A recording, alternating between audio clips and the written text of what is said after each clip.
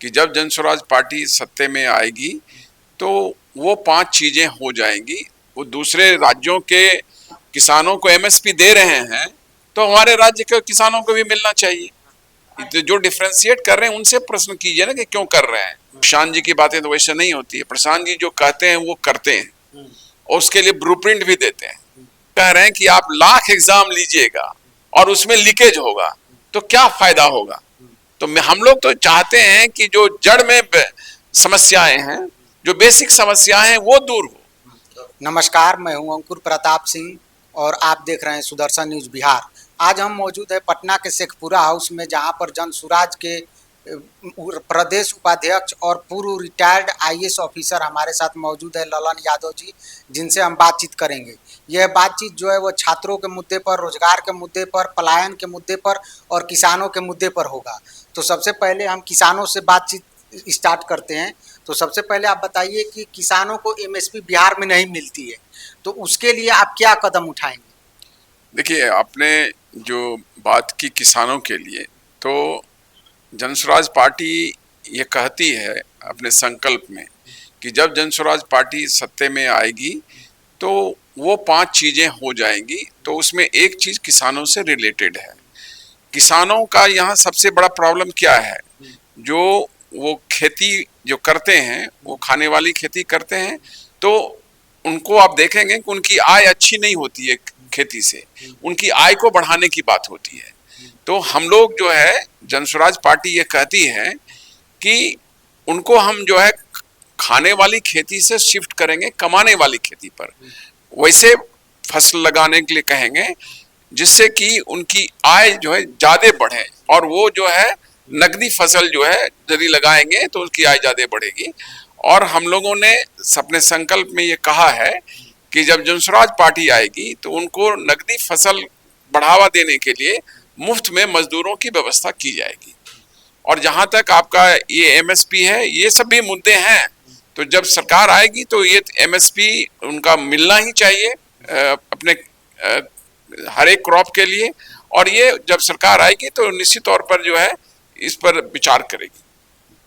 तो देखिए कि जिस तरीके से प्रशांत किशोर सारे मुद्दों पर बेबाकी से अपनी राय रखते हैं, उस तरीके से किसानों के मुद्दे पर अपनी राय नहीं रखते हैं। अभी तो मैंने कहा मुद्दे के मतलब कि जितने भी बात खेती की है उसमें जो मुख्य मुद्दा है किसानों की आय कैसे दुगनी होगी, आय कैसे बढ़ेगी, उसी मुद्दा को तो हमने कहा है कि किसानों की आय दुगनी करने की बात तो मोदी जी ने भी की थी, और वो भी बहुत पहले ही किया था। 2022 तक ही दोगुनी करने की बात कही थी, लेकिन अभी 2025 आ गया, अभी तक दोगुना नहीं हुआ। देखिए, मोदी जी की बातें तो ज्यादा जुमले वाली बातें होती है। प्रशांत जी की बातें तो वैसे नहीं होती है। प्रशांत जी जो कहते हैं वो करते हैं और उसके लिए ब्लूप्रिंट भी देते हैं। तो हम लोगों ने ये देखा है, हमारी पार्टी ने ये स्पष्ट रूप से, मैं बार बार कह रहा हूं कि ये हमारे संकल्प में है कि जब हमारी पार्टी सत्ते में आएगी तो किसानों के लिए जो नकदी फसल को बढ़ावा देने के लिए उनको हम लोग मुफ्त मजदूरों की व्यवस्था करेंगे जिससे उनकी आय काफी बढ़ेगी। तो क्या कारण है कि किसानों को बिहार में एमएसपी नहीं मिलता? पंजाब और हरियाणा के किसानों को एमएसपी मिलता है, जबकि बिहार के किसानों को एमएसपी नहीं मिलता। इसके पीछे का कारण क्या है और आपका रोड मैप क्या है? किस तरीके से आप एमएसपी की योजना को लागू करेंगे? भाई, ये तो स्टेट से जो डिफरेंशिएट करते हैं ये तो उनसे पूछिए जो डिफरेंशिएट कर रहे हैं। यदि वो दूसरे राज्यों के किसानों को एमएसपी दे रहे हैं तो हमारे राज्य के किसानों को भी मिलना चाहिए। तो जो डिफरेंशिएट कर रहे हैं उनसे प्रश्न कीजिए ना कि क्यों कर रहे हैं। और जहां तक आपको बार बार कह रहे हैं कि मेन मुद्दा क्या है, हमारे यहाँ जो है कृषक ज्यादा मजदूर हैं, अपने उनकी खेती बहुत कम है, ओनरशिप उनका कम है, तो उनको जो है आय अधिक होनी चाहिए। तो आय अधिक होने के लिए मैं बार बार कह रहा हूं कि उनको हम लोग प्रेरित करेंगे कि आप नकदी फसल लगाइए जिसमें कि आय अधिक होती है। और उसके लिए हम लोग अभी संकल्प में कहते हैं कि उनके लिए मुफ्त मजदूरों की व्यवस्था हम लोग करेंगे। अब आपसे रोजगार पर कुछ सवाल ले लेते हैं। रोजगार पर देखिए कि नीतीश कुमार ने ये बताया था कि हमने 10 लाख लोगों को रोजगार दिया है और 39 लाख लोगों को रोजगार और देंगे। और साथ ही उन्होंने कहा कि 5 साल, आने वाले 5 सालों में 1 करोड़ से अधिक सरकारी नौकरी और रोजगार दिया जाएगा। तो क्या लगता है कि आप इस मुद्दे पर क्या कहना चाहेंगे? देखिए, जनसुराज तो मेन जो है, जो युवकों का पलायन है और बेरोजगारी है, ये तो जनसुराज के मुख्य मुद्दे हैं जो लेके हम चले हैं। और जहां तक आपने बात की नीतीश जी की, तो उन्होंने जो गिनाए हैं कि हमें 10 लाख नौकरी दी है या इतने 5 साल में देंगे, तो पहले जो दी है उसका एक ब्यौरा तो प्रस्तुत करें। हमारा यह कहना है कि बिहार में पलायन जो है सबसे दर्दनाक चीज है। ये बड़ा बुरा महसूस होता है कि भाई बिहार में जो हमारे नवयुवक हैं बाहर जो जाते हैं, वो 10,000 से 12,000 की नौकरी के लिए जाते हैं और उनकी जिंदगी कितनी खराब है। तो इसको बेहतर बनाने के लिए हमारे पास ब्लूप्रिंट है। हमने यही कहा है कि जब जनसुराज आएगा तो ये जो डिस्ट्रेस प्लान है, जो नवयुवक 10 से 12,000 की नौकरी के लिए बाहर जाते हैं, ये जनसुराज सरकार के आते ही अगले 6 या 1 साल के अंदर रुक जाएंगे। और कैसे रुकेंगे ये हम लोग कहते हैं। हम लोग ये नहीं कहते हैं कि तुरंत हम लोग को फैक्ट्री की व्यवस्था कर देंगे। हम लोग ये कहते हैं कि नवयुवकों को पूंजी उपलब्ध कराया जाएगा और ये भी बताते हैं कि ये पूंजी कहां से आएगी। हमारे और आपकी जो बैंकों में पैसा जमा होता है, जो बैंक में पैसा आप डिपॉजिट करते हैं, इसके लिए रिजर्व बैंक का एक गाइडलाइन है जिसको हम सीडी रेशियो कहते हैं। जो पैसा हम आप बैंकों में जमा करते हैं, रिजर्व बैंक के गाइडलाइन के अनुसार वो जमा पैसे में 70% राशि जो है उस राज्य में खर्च होनी चाहिए जहां वो जमा होता है। लेकिन बिहार के पिछले 35 से 40 साल का जो है रिकॉर्ड देखेंगे तो ये 70% खर्च ना होके बिहार में मात्र 30 से 35% राशि ही बिहार में खर्च हुआ है। और कहाँ चला गया? 30 से 35% राशि दूसरे राज्यों में भेज दी गई, जहां की हमारे नवयुवक जा रहे हैं रोजगार की तलाश में। ये राशि जो है हम लोग रोक देंगे। और आप ये जान लीजिए कि ये जो 30 से 35% जो राशि होती है जो बाहर गई है, पिछले 26 से 27 साल में ये राशि लगभग जो है 26 लाख करोड़ की है। आप देख सकते हैं कि ये कितनी बड़ी अमाउंट है। और हर एक साल जो है ये 30 से 35% जो राशि बाहर जा रही है, इसको जब हम रोकेंगे तो लगभग हमको जो है 2 लाख करोड़ प्रति साल जो है बिहार में राशि बचेगी। और इस राशि को हम उन नवयुवकों को रोजगार के लिए उपलब्ध कराएंगे, स्वरोजगार के लिए उपलब्ध कराएंगे। और जब उन्हें यहाँ स्वरोजगार मिलेगा तो उन्हें बाहर जाने की जरूरत नहीं पड़ेगी। ये सबसे बड़ा मुद्दा है पलायन का। दूसरा जो आपने कहा कि बेरोजगारी है, तो बेरोजगारी के लिए हमने कहा है, हमारी पार्टी ने कहा है कि हम जो प्राइमरी एजुकेशन है वो वर्ल्ड क्लास प्राइमरी एजुकेशन की व्यवस्था बिहार में करेंगे। और यदि अच्छी प्राइमरी एजुकेशन की व्यवस्था होती है तो उसमें जो लड़के पढ़ के आएंगे, आगे बढ़ेंगे, वह अपना रोजगार स्वयं खोज लेंगे, उनको कहीं पर भी इधर उधर भटकने की जरूरत नहीं पड़ेगी।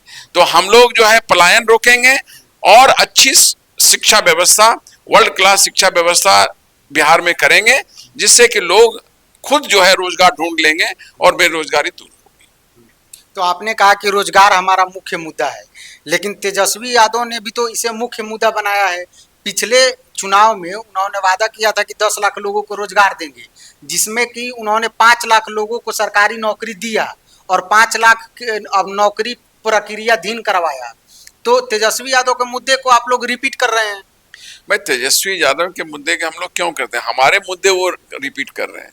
हमने जो बात की, हमने बात की कि हम जो है प्राइमरी एजुकेशन की जो शिक्षा है उसको वर्ल्ड क्लास एजुकेशन शिक्षा देंगे और उससे जो लड़के पढ़ के निकलेंगे वह स्वयं जो रोजगार खोज लेंगे।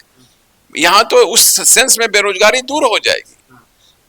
तेजस्वी यादव जो कहते हैं वो तो कहते हैं कि हम इतना रोजगार देंगे, हम तो रोजगार को जड़ से खत्म करने की बात कर रहे हैं।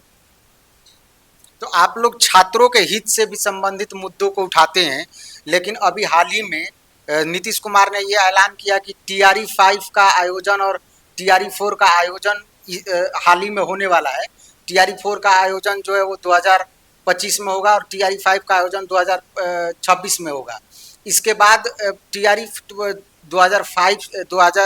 5 से पहले STET का एग्जाम होगा। लेकिन टीआरई 4 से पहले एसटीईटी का एग्जाम नहीं होगा। जिस मुद्दे को लेकर छात्र धरना किए और जिन पर लाठी भी चार्ज हुआ, अभी हाल ही में आपने देखा भी होगा, तो उस मुद्दे को लेकर प्रशांत किशोर ने क्यों नहीं उठाया और प्रशांत किशोर छात्रों के समर्थन में क्यों नहीं आए?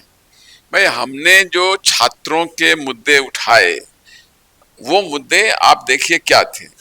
आपके यहाँ जो है पेपर लीक का समस्या आया और उस समस्या को लेकर हमने जो है सरकार से ये कहा कि आप जो है स्टूडेंट के 5 मेंबर डेलीगेशन से मिलिए और उनकी बात सुनिए।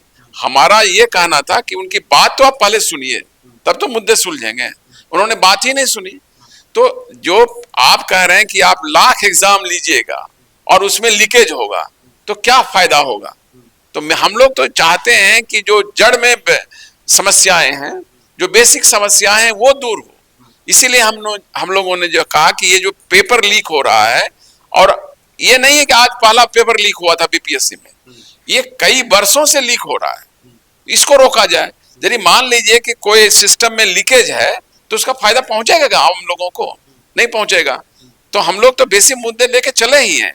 अब इन्होंने जो है अब एक एक इशू को, जैसे आप बता रहे हैं टीआरई है और टीआरई 4 है, टीआरई 5 है, तो ये सो तो एक सिंगल मुद्दे हैं। नेचुरली जो है ये भी होनी चाहिए, लेकिन जो सरकार की यदि स्टूडेंट की बेसिक मुद्दे यदि सॉल्व हो जाएंगे तब तो ये सब स्वतः सॉल्व हो जाएंगे।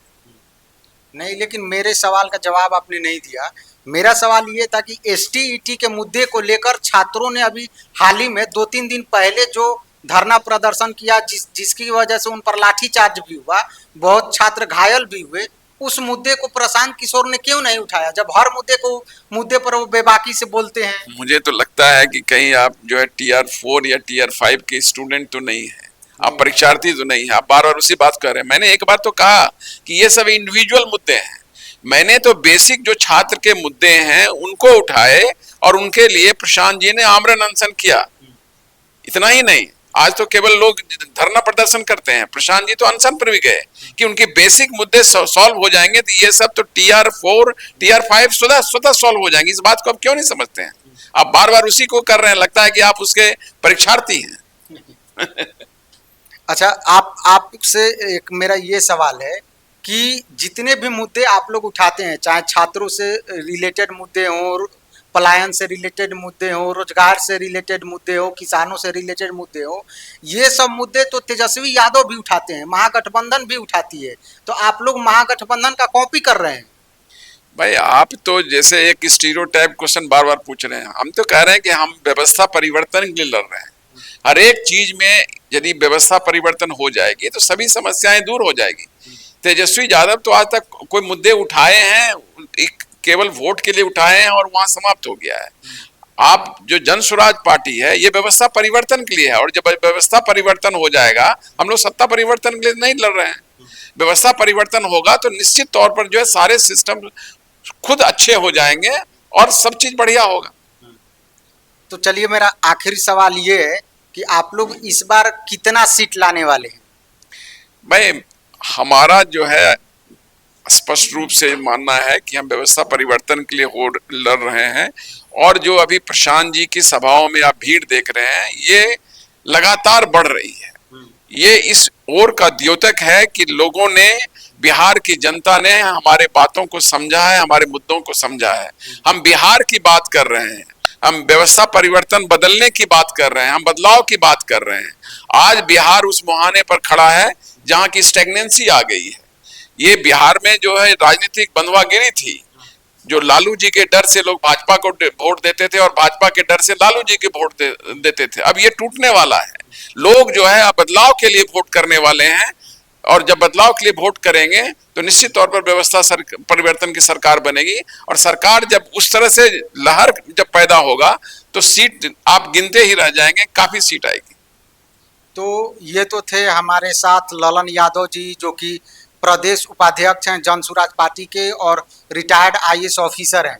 इनसे मैंने तमाम तरह के सवाल पूछे, इन्होंने कोई भी सवाल डक करने की कोशिश नहीं की, हर सवाल का बखूबी जवाब दिया। तो अभी के लिए सिर्फ इतना ही। नमस्कार, मैं हूं अंकुर प्रताप सिंह और आप देखते रहिए सुदर्शन न्यूज बिहार।